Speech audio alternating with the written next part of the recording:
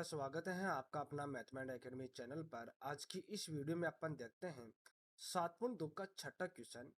इस क्वेश्चन में अपने को यह बोला जा रहा है कि यदि बिंदु यहाँ पर आपको चार बिंदु आपको यहाँ पर दी हुई हैं, इसी क्रम में लेने पर एक समांतर चतुर्भुज के शीर्ष हो तो अक्ष और वाई ज्ञात कीजिए। वो आपको पहले तो यह पता होना चाहिए कि समांतर चतुर्भुज होता क्या है। समांतर चतुर्भुज के अंदर आपके सामने जो आमने सामने की भुजाएं हैं वो आपके सामने बराबर होनी चाहिए, परंतु प्रत्येक कोण 90 डिग्री का नहीं होना चाहिए। ठीक है। और समांतर चतुर्भुज के जो विकर्ण हैं वो परस्पर क्या करते हैं, समद्विभाजित होते हैं। तो यहाँ पर सबसे पहले तो अपन क्या करते हैं, समांतर चतुर्भुज में आपके सामने यहाँ पर बनाता हूँ।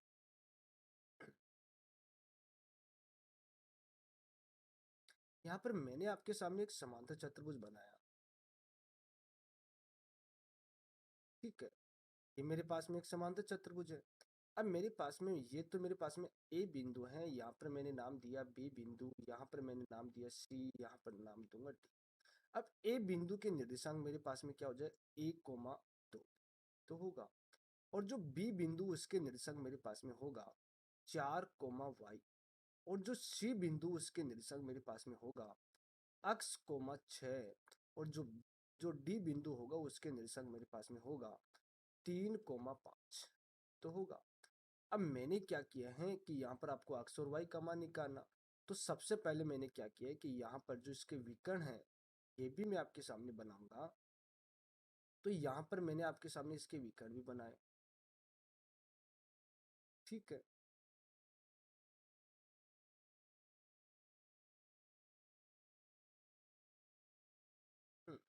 यहाँ पर मैंने आपके सामने इसके विकर्ण बनाए। तो इसके विकर्ण एक बिंदु है P, इसके ऊपर क्या करते हैं, समद्विभाजित होते हैं।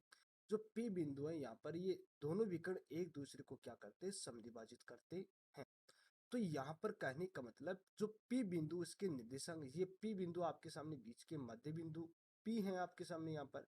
तो यहाँ पर अपन क्या करेंगे, जो मध्य बिंदु वाला जो फॉर्मूला है उसके द्वारा यहाँ पर अपन P बिंदु के निर्देशांक निकालेंगे। जैसे आपके सामने AC का मध्य बिंदु आपके सामने P है और BD का भी मध्य बिंदु P है, इन दोनों को बराबर कर लेंगे। क्योंकि समांतर चतुर्भुज को विकर्ण है वो परस्पर क्या करते हैं, समद्विभाजित होते हैं। तो उसकी वजह से फिर उन अपन क्या करेंगे, अक्ष की तुलना अक्ष से कर लेंगे और y की तुलना y से कर लेंगे और वहां से अपन अक्ष और y का मान निकाल लेंगे। तो सबसे पहले तो मेरे पास में जो बिंदु दिए वो यहाँ पर मैं लिखूंगा कि ए बिंदु मेरे पास में है 1,2 है, बी बिंदु मेरे पास में है 4,y है, और सी बिंदु मेरे पास में है x,6, और डी बिंदु मेरे पास में है 3,5 तो है। अब मैंने क्या किया है, यहाँ पर मैं आपके सामने लिखूंगा कि समांतर चतुर्भुज के जो विकर्ण है, यहाँ लिखूंगा मैं समांतर समांतर चतुर्भुज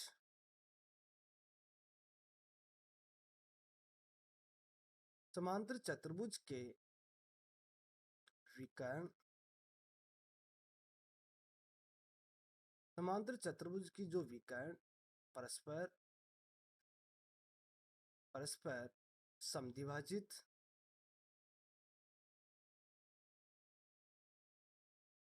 समधि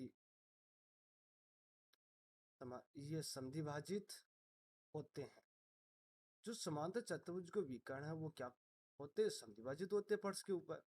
अब अपन क्या करेंगे, यहाँ पर लिखूंगा मैं AC विकर्ण, AC के मध्य बिंदु की निर्देशांक। यहाँ लिखूंगा मैं विकर्ण विकर्ण AC के मध्य बिंदु के मध्य बिंदु मध्य बिंदु के निर्देशांक, मध्य बिंदु के निर्देशांक बराबर यहाँ पर क्या लिखेंगे, BD के मध्य बिंदु के निर्देशांक। यहाँ लिखूंगा मैं BD BD के मध्य बिंदु के निर्देशांक। यहाँ पर एक बार ऐसा लिख देता हूँ कि मैं विकर्ण BD के मध्य बिंदु के निर्देशांक, यहाँ लिखूंगा मैं विकर्ण BD के मध्य बिंदु के निर्देशांक।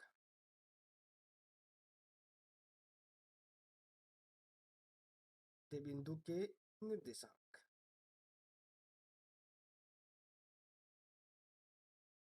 ठीक है। अब मध्य बिंदु के निर्देशांक का फॉर्मूला आप जानते हो, तो यहाँ पर मैं एक बार लिख भी देता हूँ। यहाँ लिखूंगा कि मध्य बिंदु के निर्देशांक, यहाँ पर लिखूंगा मैं मध्य बिंदु के निर्देशांक। मध्य बिंदु के निर्देशांक। मध्य बिंदु के निर्देशांक के लिए फॉर्मूला होगा x1 प्लस x2 बटे में 2 और y1 प्लस y2 बटे 2। इस वाले फॉर्मूले के द्वारा अपन क्या करेंगे, यहाँ पर जो मध्य बिंदु है P, उसके निर्देशांक अपन निकालेंगे। तो यहाँ पर जो AC के मध्य बिंदु, AC आपके सामने ये है, तो इसका मध्य बिंदु P है। तो मैं यहाँ पर क्या लिखूंगा, ये तो हो जाएगा x1, ये क्या हो जाएगा x2। तो यहाँ लिखूंगा 1 प्लस x बटे 2। फिर उसके बाद में यहाँ पर ये y1 है, ये क्या है y2, यहाँ लिखूंगा 2 प्लस 6 बटे 2। ठीक है, ये तो आपके सामने AC के मध्य बिंदु के निर्देशांक है। उसके बाद में BB के मध्य बिंदु, ये आपके सामने BD है। तो ये तो हो जाएगा x1, ये क्या हो जाएगा x2, ये हो जाएगा y1, ये हो जाएगा y2। तो यहाँ पर ये वाला फॉर्मूला अपन लगाएंगे। तो x1 का मान कितना है 4 प्लस में 3 बटे में 2। फिर उसके बाद में y प्लस का 5 बटे में क्या लिखेंगे 2 लिखेंगे। अब मैं क्या करूंगा, यहाँ पर x का मान निकालूंगा, तो वो x की तुलना में x से करूंगा, ठीक है, और y की तुलना में y से करूंगा। ऐसे तो करेंगे। तो यहाँ पर लिखूंगा मैं कि तुलना करने पर, यहाँ लिखूंगा तुलना करने पर। पहले मैं आपके सामने इस जो अक्षक से इसकी तुलना करूंगा, तो यहाँ लिखूंगा 1 प्लस x बटे 2 बराबर में 4 प्लस 3 बटे 2। अब 2 से 2 कैंसिल हो गया, तो 1 प्लस x बराबर 4 3 7, और x बराबर कितना प्राप्त हो जाएगा 7 माइनस का 1 बराबर कितना हो जाएगा 6। कहने का मतलब मेरे पास में x का मान तो कितना प्राप्त हुआ है 6 प्राप्त हुआ है। उसके बाद में यहाँ पर अपन क्या करेंगे, हाँ, यहाँ पर मैं आपके सामने क्या करूंगा कि जो मेरे पास में y की कंडीशन है उसकी तुलना भी कर लूंगा। तो यहाँ पर मैंने क्या कि इस वाली कंडीशन की तुलना इससे करूंगा। तो यहाँ लिखूंगा 2 प्लस का 6 बटे में 2 बराबर में y प्लस का 5 बटे 2। से 2 तो कैंसिल हो गया। यहाँ पर 2 6 कितने हो गए 8 बराबर में y प्लस का 5, और y बराबर कितना हो जाएगा 8 माइनस का 5, और y बराबर हो जाएगा यहाँ पर 3। कहने का मतलब आपके सामने यहाँ पर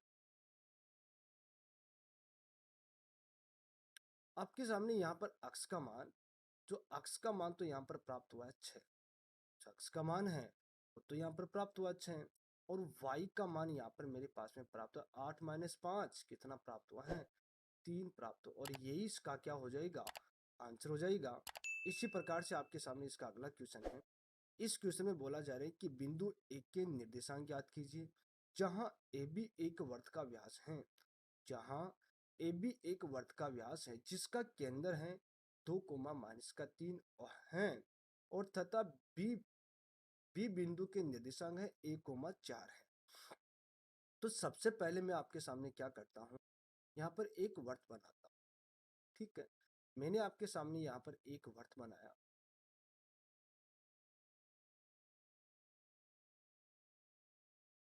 ठीक है, ये मैंने एक वर्त बनाया। उसके बाद में मैंने क्या किया है कि यहाँ पर आपके सामने इसका एक व्यास भी मैंने बना दिया। तो इसका व्यास में इस प्रकार से मैंने आपके सामने इसका व्यास बनाया।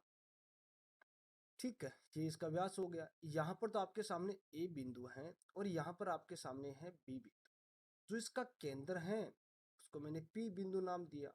ठीक है, पी बिंदु के निर्देशांक आपके सामने है 1 कोमा 4 है, यही तो है। और पी बिंदु के निर्देशांक आपके सामने है 2 कोमा माइनस का 3, और मेरे को ए बिंदु के निर्देशांक अपन मानते हैं x1 और क्या लिखते हैं y1। x1 और क्या लिखते हैं y1 अपन लिखते हैं। तो लिखते हैं अब जो इसका जो केंद्र है, तो आपको पता है कि केंद्र बीच के अंदर होता है, तो इसका मतलब इसका अनुपात 1 और यहाँ पर हो जाएगा 1 अनुपात 1 हो जाएगा। तो यहाँ पर मेरे पास में जो कंडीशन मेरे को दी गई है वो यहाँ पर मैं लिखूंगा कि मेरे पास में P जो P बिंदु है उसके निर्देशांक मेरे पास में 1,4 है। P बिंदु के निर्देशांक मेरे पास में जो केंद्र है उसके निर्देशांक 2, -3 है। और जो M1 और M2 का मान आपको पता है कि अगर ये केंद्र है तो केंद्र के तो ये तो यहाँ से लेके यहाँ तक और यहाँ से लेके यहाँ तक दूरी तो बराबर होगी। तो यहाँ पर मैंने क्या लिख दिया M1 अनुपात M2, वो मैंने आपके सामने लिखा है 1 अनुपात, ठीक है। और जो A बिंदु है उसके निर्देशांक मैंने मान लिया, यहाँ लिखूंगा माना कि A बिंदु के निर्देशांक मेरे पास में हो जाएगा x1 और यहाँ पर हो जाएगा मेरे पास में क्या हो जाएगा, यहाँ पर लिख दूंगा मैं y1, ऐसा तो लिखूंगा, ये मेरे को ज्ञात करना। तो यहाँ पर अपन क्या करते हैं, जो अंत विभाजन का जो सूत्र है वो यहाँ पर लिखता हूं मैं। अंत विभाजन सूत्र से, अंत है विभाजन सूत्र, अंत विभाजन सूत्र से ये लिखते हैं। अब अंत विभाजन सूत्र आपके सामने होता है P और x, y, ये लिखूंगा। उसके बाद में यहाँ पर लिखूंगा M1 x2 प्लस में M2 x1 बट्टे में क्या लिखूंगा M1 प्लस M2। इसी प्रकार से यहाँ पर लिखूंगा M1 y2 plus M2 y1 बट्टे में क्या लिखेंगे, यहाँ लिखेंगे M1 प्लस M2 लिखेंगे, ठीक है। उसके बाद में अपन क्या करते हैं, P बिंदु के निर्देशांक आपके सामने हैं 2, यहाँ पर लिखूंगा P बिंदु के निर्देशांक मेरे पास में है 2, -3 है, ये तो है। बराबर में M1 का मान मेरे पास में, M1 का मान मेरे पास में कितना 1 है, यहाँ लिखूंगा 1 इंटू में x2 का मान मेरे पास में क्या है, x2 का मान मेरे पास में 1 है, प्लस में M2 का मान मेरे पास में 1 इंटू x1 का मान मेरे पास में क्या है x1 ही है, यहाँ लिखूंगा x1 बट्टे में M1 प्लस M2, M1 का मान मेरे पास में 1 प्लस क्या हो जाएगा 1। इसी प्रकार से अपन क्या करते हैं, यहाँ पर M1 का मान मेरे पास में कितना 1, यहाँ लिखूंगा 1 इंटू में y2 का मान मेरे पास में कितना है, y2 का मान मेरे पास में 4, यहाँ लिखूंगा 4 प्लस में M2 का मान मेरे पास में है 1 है, यहाँ लिखूंगा 1 इंटू y1 का मान मेरे पास में है y1 है, ये तो है y1 बट्टे में यहाँ पर लिखूंगा 1 प्लस का 1, ये तो लिखूंगा। उसके बाद में क्या करता हूँ, मैं आपके सामने मैं 2 की तुलना इससे करूंगा, 2 की तुलना इससे करेंगे और -3 की तुलना क्या करेंगे, इससे करेंगे, ठीक है। क्योंकि ये x का मान है, ये भी x का मान है, ये y का मान है, तो ये भी y का मान है। तो मैंने क्या किया है आपके सामने, यहाँ पर मैं लिखूंगा तुलना करने पर, यहाँ पर मैंने तुलना की, तो यहाँ लिखूंगा 2 बराबर में 1 को 1 से गुणा करते 1,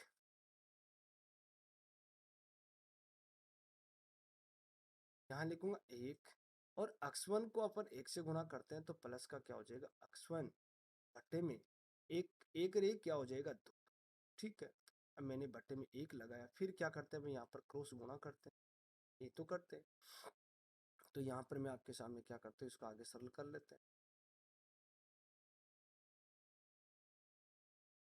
यहाँ पर अपन इसको आगे सरल करेंगे तो 2 को मैं 2 से गुणा करूंगा, यहाँ लिखूंगा 2 बराबर में 1 प्लस क्या लिखेंगे x1, ये मैंने 1 को इससे गुणा किया तो ये कि ये कंडीशन प्राप्त होगी, नहीं 2 को 2 से गुणा करते तो वही 4 होता है। हाँ, 2 को 2 से गुणा करते हैं तो क्या होगा 4 बराबर में, अब 1 को मैं इस वाली स्टेप से गुणा करता हूँ तो क्या प्राप्त होगा 1 प्लस का x1 ही प्राप्त होगा। अब यहाँ लिखूंगा x1 बराबर में 4 माइनस का 1, x1 बराबर मेरे पास में 4 में से गया तो कितना हो जाएगा 3, ये मेरे पास में x1 का मान है।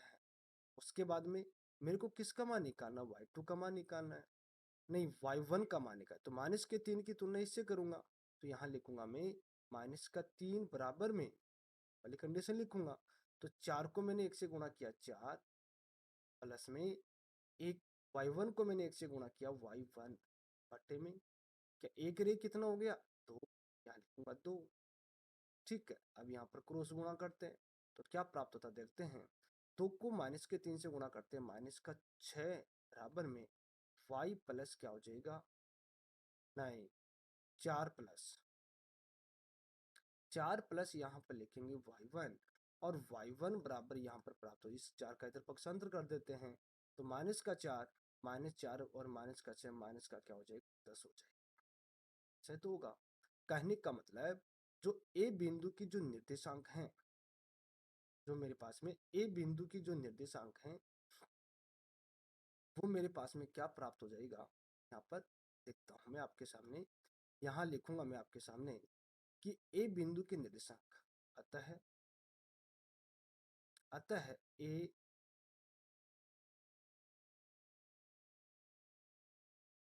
ए बिंदु के निर्देशांक, ए बिंदु के निर्देशांक वो मेरे पास में क्या प्राप्त हो जाएगा, वो प्राप्त हो जाएगा मेरे पास में यहाँ पर 3 कोमा x1 का मान तो 3 आया और y1 का मान है -10, तो 3 कोमा -10, और यही इसका क्या हो जाएगा आंसर हो जाएगा।